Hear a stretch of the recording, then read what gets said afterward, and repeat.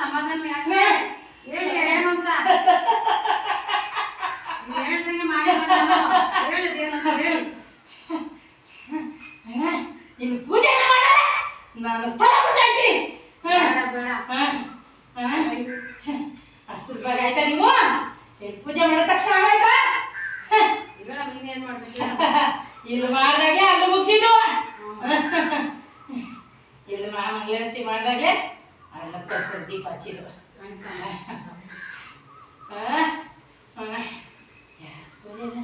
ನಾನು ಎಷ್ಟು ಕಾಯ್ತಿದ್ದೆ. ಇಷ್ಟ ಬಂದ ಮಾಡ್ತಾರೆ, ಇಷ್ಟ ಬಂದ ಬೈತಾರೆ. ನಾನು ಎಲ್ಲಿ ನೆಲೆ ಬಿಡಿಸ್ಬೇಕಲ್ಲ ನೆಲೆ ಬಿಡಿಸ್ಬೇಕು.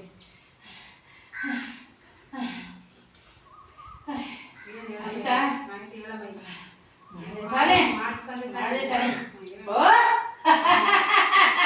ನಿನ್ನ ಬಟ್ಟು ಪೂಜೆ ನಾನು ಒಪ್ಪಿಟ್ಟಲ್ಲ.